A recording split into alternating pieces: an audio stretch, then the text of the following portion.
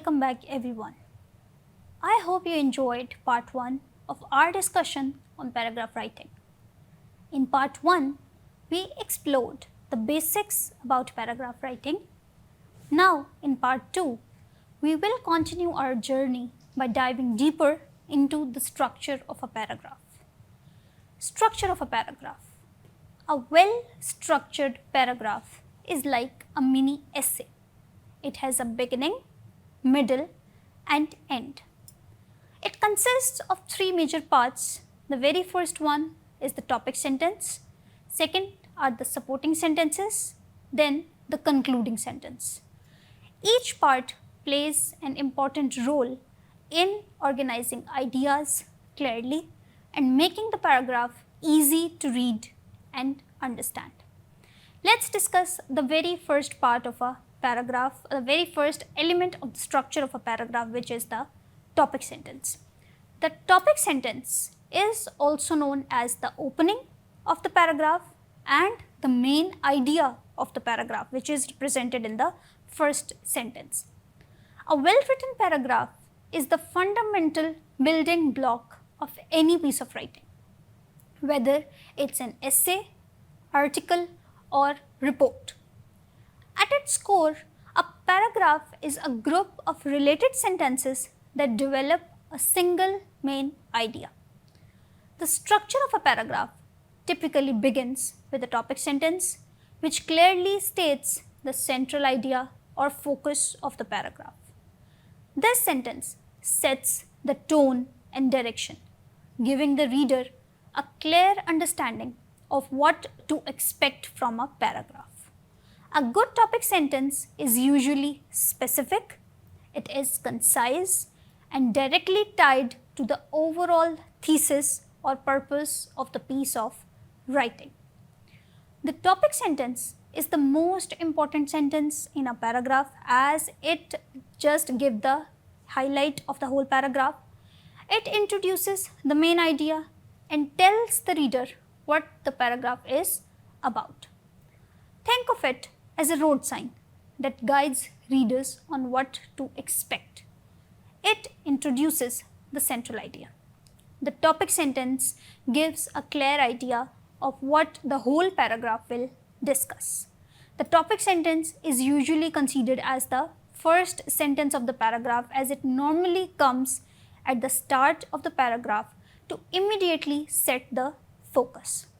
However, sometimes it can be placed at the end to build suspense or for emphasis.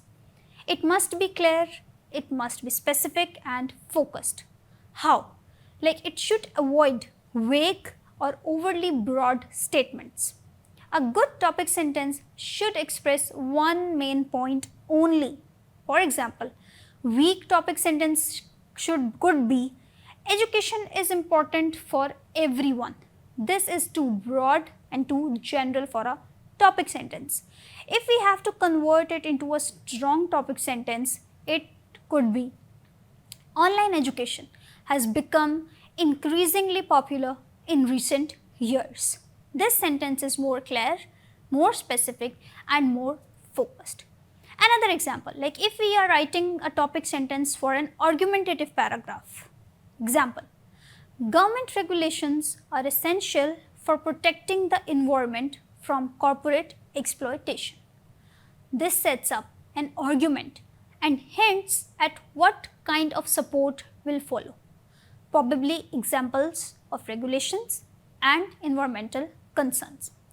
If we are writing a topic sentence for an expository paragraph, it can be, photosynthesis is a vital process that enables plants to convert sunlight into energy.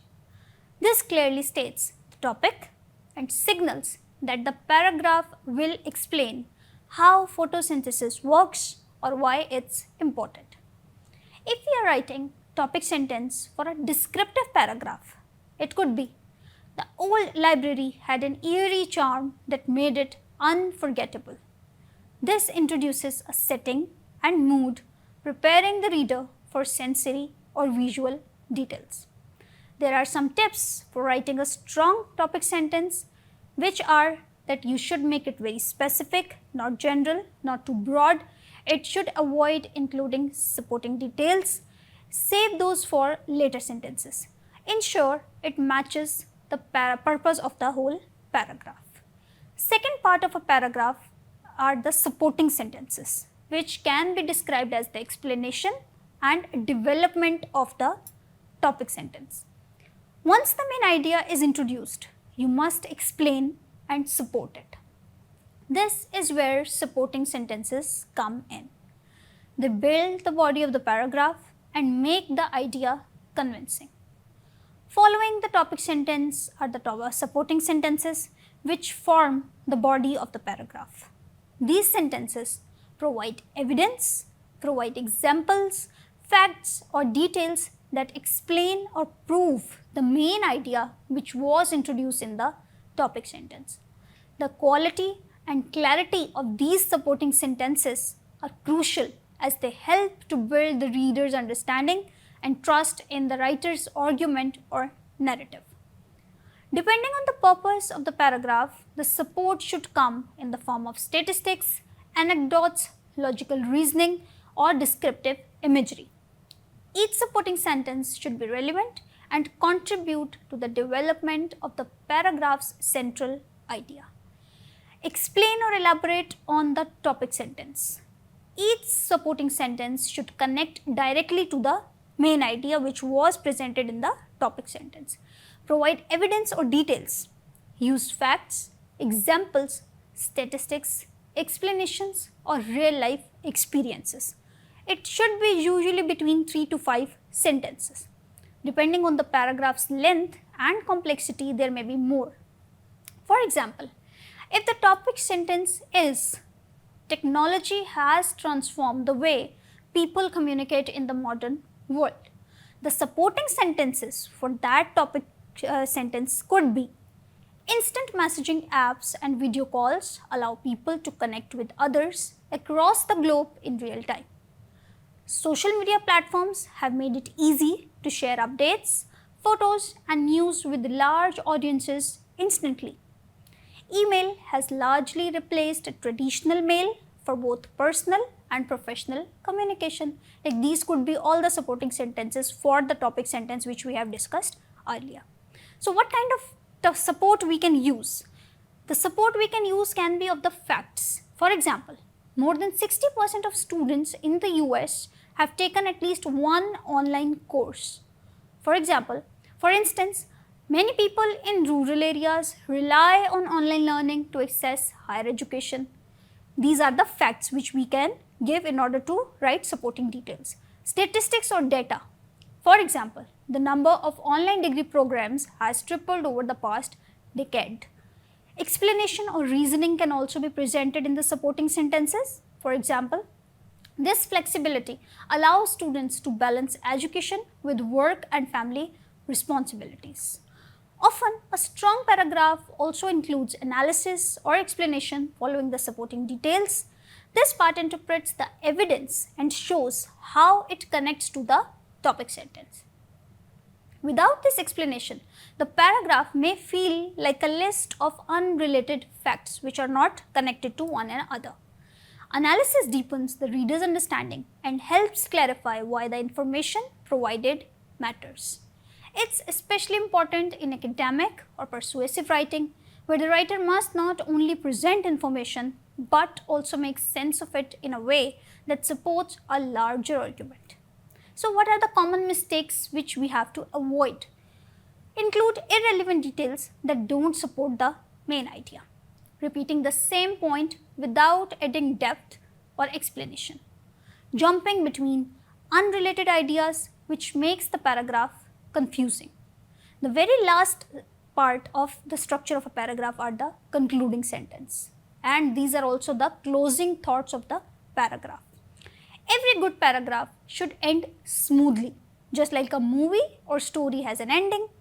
The concluding sentence signals to the reader that this idea has been fully discussed, and it may also lead into the next paragraph.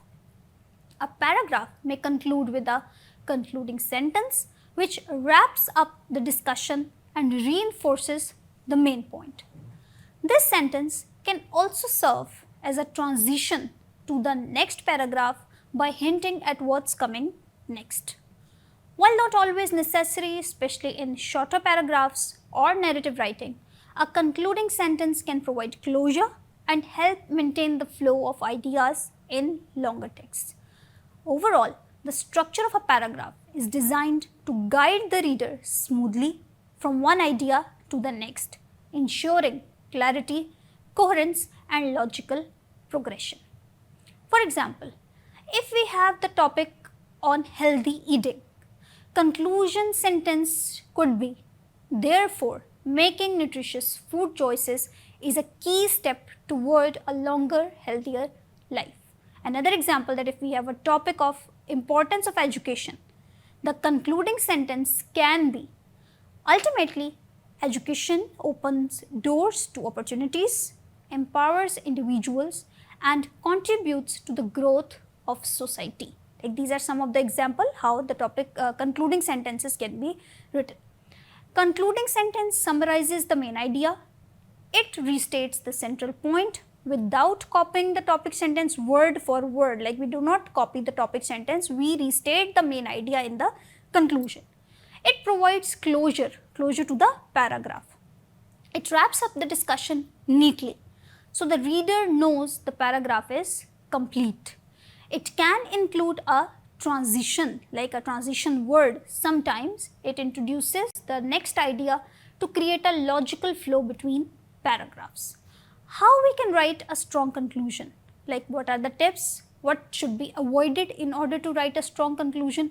Avoid introducing new ideas or facts. Like, we are saying that conclusion is closure, so we are not supposed to introduce new ideas or facts in the conclusion. We should keep it brief and clear, usually one sentence. Make sure it matches the tone of the topic sentence and supporting sentences. So, to wrap up, we have seen that paragraph focuses on one main idea and its structure consists of topic sentence, which introduces the idea, supporting sentence, which supports the ideas, concluding sentence, which close the main idea, and it also uses unity, coherence, and adequate development. In our next session, we will discuss narrative writing along with its features and major elements. Thank you for staying engaged, and I look forward to hearing your thoughts in our discussion forum. Thank you.